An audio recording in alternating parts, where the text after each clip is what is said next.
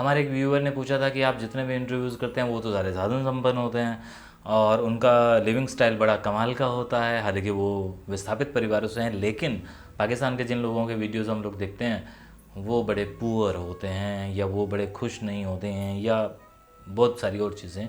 तो उसके जवाब तो मैं दे चुका हूँ, लेकिन उसी वीडियो पर बहुत सारे और लोगों के जवाब आए थे जो उससे कनेक्टेड थे, और वो सारे जवाब आप लोगों को बताने इसलिए भी ज़रूरी है कि देखिए मेरे जवाब से कितने मुख्तलिफ हैं। और ललित अग्रवाल जो कहते हैं कि ये इस बात पर निर्भर करता है कि जो वहाँ गया वो कौन था और जो यहाँ आया वो कौन था। वहाँ से बड़ी संख्या में व्यापारी वर्ग आया था, ज़्यादातर यहाँ से किसान वर्ग गया था, ज़्यादातर, और खेती किसानी में कोई ख़ास उन्नति नहीं हुई जहाँ तक कमाई की बात है, पर व्यापार में बढ़िया बढ़ोतरी हुई, यानी कि यहाँ के लोगों की बढ़िया बढ़ोतरी हुई। व्यापारियों ने व्यापार चुना और किसानों ने किसानी चुनी। बाकी पाकिस्तान की विकास की रफ्तार का भी तो रोल बनता है। मेरा ज्ञान कोई ज़्यादा नहीं है, फिर भी आप जैसा महसूस कर रहे हैं, महसूस हुआ वैसा बता दिया। किसी को बुरा लगे तो क्षमा करना। नहीं जी, क्षमा करने वाली क्या बात है, ओपन प्लेटफॉर्म है। हम जब सरहद पार से आए हुए लोगों के कमेंट्स को बुरा नहीं मानते, जो वो बुरा लिखते हैं, तब फिर आप तो यहाँ से कर रहे हैं और वाकई में आप सही कह रहे हैं, लेकिन सवाल कुछ और था, इसीलिए उसका जवाब खैर आप वीडियो में देख सकते हैं जो मैंने दिया है। सुरेंद्र सिंह बागी कहते हैं, मैं वाले भाई साहब जो महम से लिखते हैं कि भाई साहब नमस्कार, आपके विषय और मेहनत को सलाम करता हूँ। चहल साहब के सवाल का सही जवाब यह बनता है कि आलम भाई एक खेती किसानी करने वाले और ग्रामीण पृष्ठभूमि से हैं, तो जाहिर है उनकी रुचि देहातियों में अधिक रहेगी, इसलिए मैं गांव में रहने वाले लोगों के वीडियोस शूट करते हैं, वो लोग जिनमें उनकी गरीबी भी झलकती है। और आप एक शहरी पृष्ठभूमि से संबंध रखते हैं तो आपकी लाइफस्टाइल भी वही है, इसलिए आप शहर में आबाद लोगों के वीडियो शूट करते हैं। बाकी दुख दर्द तो दोनों जगह रहने वालों ने उठाए हैं। दिल्ली के नज़दीक होने के कारण हरियाणा ने विकास तेज़ी से किया है, तो यहाँ के लोगों का विकास भी जल्द हुआ है। विपरीत इसके पाकिस्तान में जाने वाले लोगों का विकास इतनी तीव्रता से नहीं हो सका। मेरे हिसाब से तो मुख्य अंतर यही है। बाकी आपको सलाम। दो चीज़ें हैं जो सुरेंद्र बागी भाई को बता दूं कि सवाल तो मैंने खैर, जवाब तो मैंने जो दूसरा दिया था वो सारा का सारा उसके अंदर टेक्निकल मैंने बातें की थी। उसके अलावा ये कि गरीबी झलकती है वाला जो जवाब आपने दिया है वो ऐसा नहीं है। गरीबी एक होना अलग बात होती है और एक दिखाना अलग बात होती है। मैं हाँसी शहर में जब रहता था ना, वहाँ एक नानक कबाड़ी था। अभी हाँसी वाले लोग अगर ये सुन रहे होंगे तो वो ज़रूर इस बात से इत्तेफाक रखेंगे। लाईचाड़ी के और उमरा गेट के दरमियान ना एक खाली प्लाट था और पीछे उसका घर था। कबाड़ी था वो, ध्यान दीजिएगा। सारे शहर का कबाड़ उसके यहाँ पे जमा होता था, क्योंकि जो छोटे छोटे कबाड़ी गलियों में से सामान ला के उसे बेचते थे, और उसकी जो मलकियत थी ना, उसके पास जो जायदाद थी वो इतनी बड़ी थी कि उसकी 3 पुश्तें तो खैर अभी हो चुकी हैं। मतलब मैं उनके पोतों तक को देख रहा हूँ, वो बैठे खा रहे हैं। था तो वो कबाड़ी। अब बात उसके पहनावे की। उस बंदे ने कभी चप्पल नहीं डाली ढंग की। वो लाखों के डील करने जब दिल्ली जाता था या अपना सामान जब सारी गाड़ियाँ लेके वहाँ पे पहुँचता था, तो कपड़ों के उसके बुरे हाल होते थे। कोई उसे कह नहीं सकता था कि ये उस दौर में लाखों का और आज वो करोड़ों का व्यापारी है। तो यहाँ बात होती है कि एक होता है होना और एक होता है हो के भी उस चीज़ को छुपा लेना और दिखाना। तो पाकिस्तान के लोगों का कुछ ये भी हाल है। उनके पास बहुत कुछ है, क्योंकि जितने भी आलम ने वीडियोस किए हैं वो सारे हैं तो यहाँ से विस्थापित, और जाहिर सी बात है कि उनको वहाँ पे बहुत कुछ मिला है, लेकिन वो दिखाते नहीं हैं, शो ऑफ नहीं करते हैं। अब हमारे पंजाबियों को तो आदत है, इतना है तो इतना दिखाते हैं, तो शो ऑफ करने की आदत है। और दूसरा ये कि वहाँ पे तरक्की नहीं की है, नहीं ऐसा नहीं है। कारण ये है कि आपने शायद सिर्फ आलम के वीडियोस देखे हैं, आपने फिर लाहौर के, कराची के, इस्लामाबाद के और बाकी तरफ के वीडियोस नहीं देखे हैं, या सिर्फ बंटवारे के वीडियोस आपने देखे हैं इसलिए। और मुल्तान की तरफ जहाँ पे आलम रहता है, वहाँ वो जिस एरिए में से गुज़रता है, अगर उसने हमें वो खेत ही खेत दिखाए हैं तो हमें वो चीज़ें दिखती हैं। विकास वहाँ पे भी हुआ है, ऐसी बात नहीं है। बाकी ये कि हाँ, आपके हिसाब से शायद उस सवाल का जवाब यही है, लेकिन जो मैं अपने तरीके से उस बात का सवाल का जवाब देना चाहता था वो मैंने दिया है, और देखने वालों को चाहूँगा कि वो देख लें। उसके बाद राकेश जी जो जलोत्रा हैं वो कहते हैं कि भाई, एक तो हमारे जो पूर्वज थे ना वो पढ़े लिखे थे और मेहनती भी थे, तो वो शिक्षा के महत्व को समझते थे। जब बंटवारा हुआ, इनको सरकारी नौकरी बहुत मात्रा में मिली। अब ऐसे ही तो नहीं मिली ना, वो डिज़र्व करते थे क्योंकि वो पढ़े लिखे लोग थे।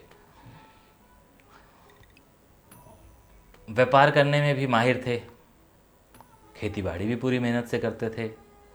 अब खेती बाड़ी करते थे, इसका सबूत बहुत सारी जगहों से आपको मिलेगा कि करनाल का पूरा एरिया और सिरसा साइड का पूरा एरिया ये उपजाऊ नहीं था, और इन लोगों ने उपजाऊ किया है।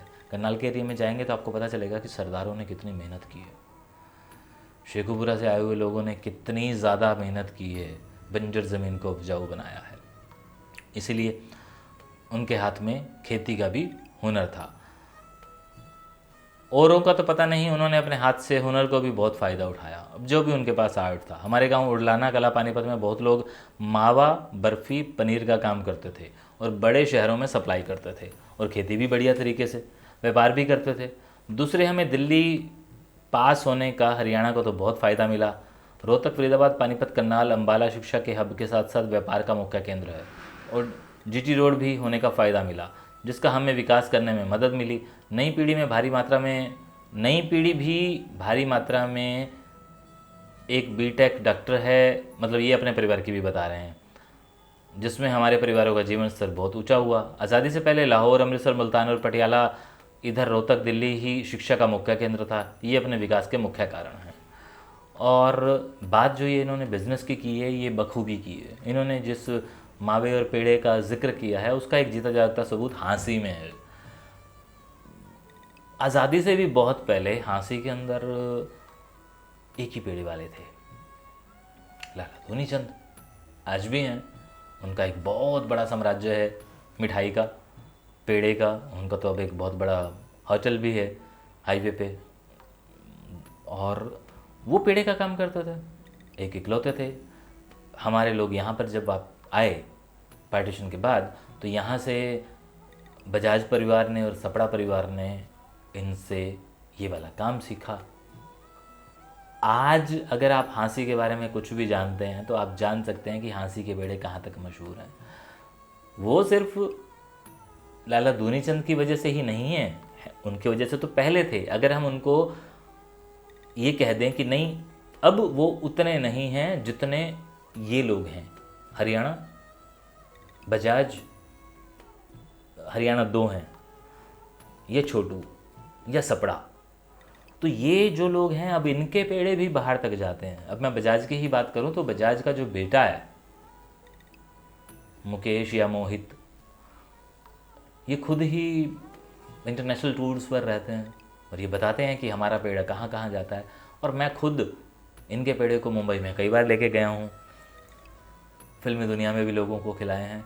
तो यहाँ पे जो ये इस पंजाब की कर रहे हैं, पानीपत सोनीपत वाली बेल्ट की बात कर रहे हैं, वाकई में क्योंकि नेशनल हाईवे लगता था तो इन्होंने बहुत मेहनत की। एनीवे, मैं तारीफ़ें तो कर ही रहा हूँ क्योंकि भाई वो डिज़र्व करते हैं। और वहाँ की मुझे इसका जवाब चाहिए, आलमगीर तो नहीं देगा क्योंकि उसने वीडियो बनाने बंद किए हुए हैं, लेकिन कोई और बंदा अगर इसके जवाब देगा तो वो इसका वीडियो ज़रूर बनाए और बताए कि हाँ मैं कहाँ गलत हूँ। और मैं गलत हूँ तो मुझे कोई एतराज़ नहीं है ये कोई कहने में कि हाँ सॉरी मैं गलत था। उन्होंने एक दूसरा सवाल किया है, वो सवाल सुन लीजिए। वो कहते हैं कि केशव भाई, जब मैं आपके वीडियोस देखता हूँ और मोहम्मद आलमगीर के उनके वीडियो देखता हूँ तो मैं लोगों की आंखों में भी देखता हूँ, यहाँ वालों के भी और वहाँ वालों के भी। उन आंखों में जब देखता हूँ तो इंडिया में आए हुए लोगों की आंखों में अपने पीछे छूट चुकी जन्मस्थली के प्रति प्रेम तो है, लेकिन यहाँ आकर वो पूरी तरह संतुष्ट नज़र आते हैं। लेकिन पाकिस्तान में गए यहाँ के लोग वहाँ की सरकार और लोगों से उतने संतुष्ट नज़र नहीं आते हैं। उसकी आंखों में एक दर्द सा देखा जा सकता है, एक गहन तड़प, एक गहन प्यास होती है और किसी तरह हम इंडिया में होकर आएँ। कुल मिलाकर बंटवारा गांधी जी और नेहरू जी ने कुछ सोच कर किया था, लेकिन उनके दुष्परिणाम बहुत ज़्यादा झेलने पड़े लोगों को। इसके नेहरू, गांधी जी और जिन्ना को आशा नहीं थी कि ऐसा भी होगा। धन्यवाद। इसका जवाब उन्हें चाहिए और इसका जवाब मैं दे चुका हूँ। ये मैंने सवाल इसलिए पढ़ा है कि बहुत सारे लोग, जिन लोगों ने हमारा वो पिछला वीडियो नहीं देखा है, इससे जुड़ा हुआ वो वीडियो देख लें। और जो मैंने पिछले जवाब पढ़े हैं, जिन्होंने भी वो सारे जवाब दिए हैं, उन सबका बहुत बहुत शुक्रिया कि आपने हमें टाइम दिया है। और मेरा ये मकसद होता है इन सारे कमेंट्स को पढ़ना और वीडियो के शक्ल में देना, क्योंकि मैं जानता हूँ हमारे व्यूवर्स बड़े आलसी हैं, खुद तो कमेंट करते नहीं हैं, औरों के भी पढ़ते नहीं हैं। तो मेरा फ़र्ज़ ये बनता है कि मैं आप लोगों को इस तरह से उनकी बातें पहुँचाऊँ। शुक्रिया।